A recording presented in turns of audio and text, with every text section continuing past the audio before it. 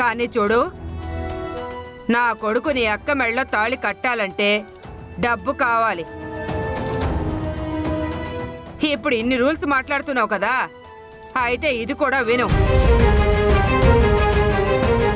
నన్నే ఎదిరించి నా ముందుకొచ్చి చిటికేసి కట్నం కోసం పెద్ద పెద్ద చట్టాలు చెప్తున్నావు కదా. నా కొడుక్కి వేరే సంబంధం వాళ్ళు 10 లక్షలు ఇస్తామన్నారు. అంతకు మించి 15 లక్షలు ఇస్తేనే ఈ పెళ్లి జరుగుతుంది. ఇది అన్యాయం. అసలు కట్నమే తప్పు అంటే 15 లక్షలు ఎందుకు ఇవ్వాలి? వాళ్ళిద్దరు మేజర్స్. వాళ్ళిద్దరిని తీసుకెళ్ళి నేను పెళ్లి చేస్తా. పెళ్లి చేస్తావు, కానీ మావాడు కాపురం చేయాలి కదా. మీ అక్క మా ఇంట్లో కోడలుగా అడుగు పెట్టాలి కదా. నువ్వేమైనా చేసుకో, కానీ 15 లక్షలు ఇస్తేనే గాని ఈ పెళ్లి జరగదు. పంతులు గారు జాతకం ఇవ్వండి.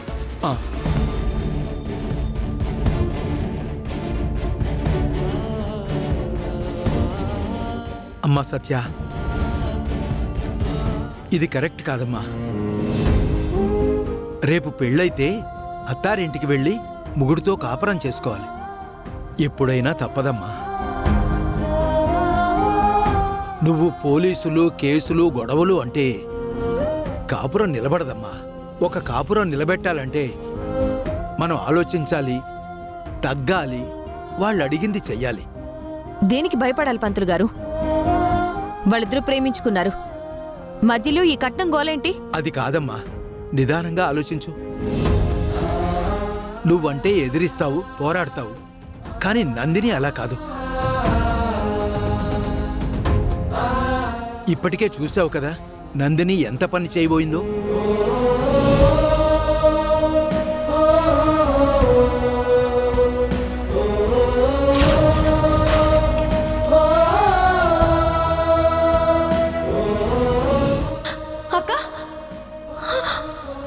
సత్య, నువ్వా?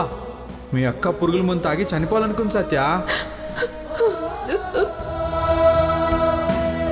నందిని నీ అంత గడుసుగా ఉండదమ్మా, మెత్తటి మనిషి. అసలు పెళ్ళయిన తర్వాత కాపురంలో వచ్చే గొడవలు 4 గోడల మధ్య ఎంత నరకాన్ని చూపిస్తాయో ఆలోచించమ్మా.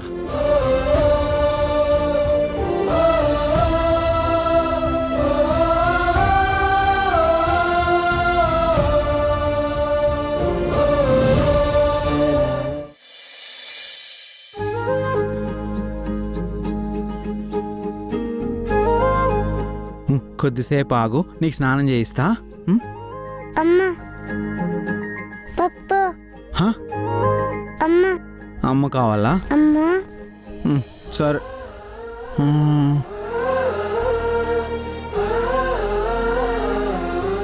రిక్షా లేదంటే అమ్మ కూడా లేదు. అమ్మ కావాలి కదా? పప్ప. ఒక్క నిమిషం ఉండు.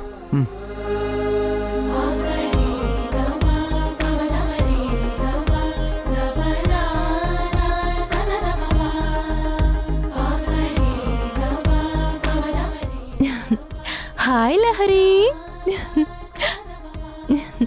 హాయ్ లహరి. హాయ్ లహరి. ఏం చేస్తున్నావు?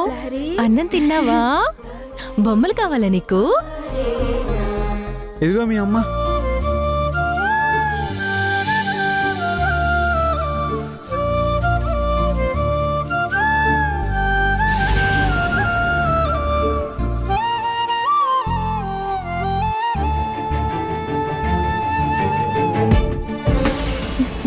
ఇదెవరు? ఈడి వల్లే ఆ రోజు జితేంద్ర నా కూతురు మెడలో తాళి కట్టకుండా ఆగిపోయింది. లేకపోతే ఇప్పుడు నాకు ఈ సమస్య వచ్చేదే కాదు. వాడు డబ్బు కోసం నన్ను నిలదీసేవాడే కాదు. వీణ్ణి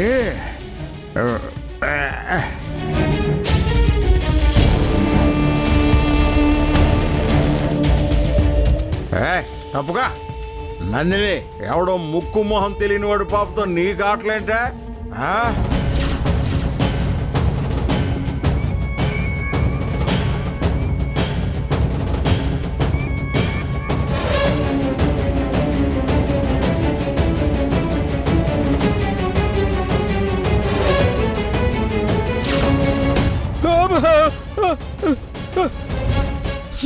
నువ్వు చేసిన పని?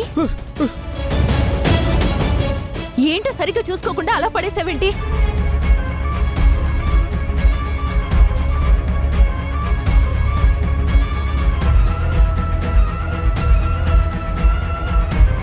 ఏయ్, కృష్ణ చూడు ఎంత మాట్లాడకండి. బాధపడుతున్నాడు. ఎందుకు అలా ఆడి పడేశావ్? కూతురుతో ఏంటి నీకు మీరు ఆటలేంటి? నా సుందరి బొమ్మను ఎందుకు పడేశారు?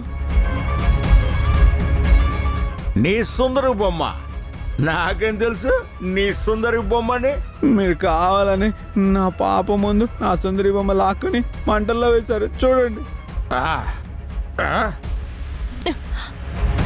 ఎందుకు ఇలా చేసావు నాన్న? ఏంటి వాడు చెప్పంగానే నువ్వు వాడిని వెనకేసుకొచ్చి నన్ను నిలదీస్తున్నావంటే? నువ్వు చేసింది చెత్త పని. ఆ? మళ్ళీ వాళ్ళని వెనకేసుకొచ్చావు, వీళ్ళని వెనకేసుకొచ్చావు అంటావేంటి? పాప దగ్గర ఆ కాగితం లాక్కుని ఎందుకు పొయ్యిలో వేశావు? చక్కగా ఆడుకుంటుంది పాప. ఈ మనిషి వచ్చాడు, పాపం ఏడుస్తా ఉంది. ఆ? తిట్లు ఇంకా సరిపోలేదా నాన్న? లోపలికెళ్ళు. ఏ, పోరా. ఏడు అడిగేటోడు. నువ్వు రాలా హరి, మనం లోపలికి వెళ్దాం. అమ్మ ఫోటోని కాల్ చేశారు.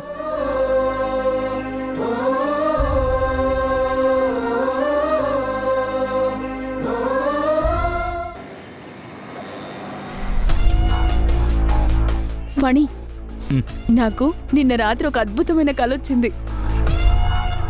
తెల్లవారుజామున కలొస్తే నెరవేరుతుందంట కదా. ఏంటూర్వశి, ఏంటా కళ? పౌరా ఫటాన్ని మనకి దక్కిందంట. ఆస్తి మొత్తానికి నువ్వే వారసుడివయ్యావంట.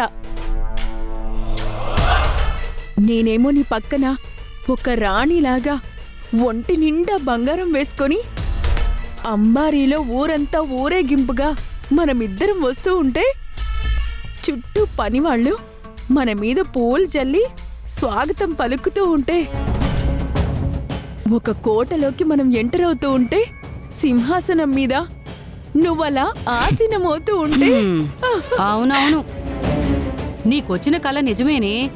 ఎందుకంటే అలా కలలు వస్తూనే ఉంటాయి. కలలు కంటూనే మీరు బ్రతికేస్తూ ఉంటారు. ఏంటత్తయ్యా, కనీసం కలలు కూడా రాకూడదా? కళ ఎందుకు రాకూడదమ్మా?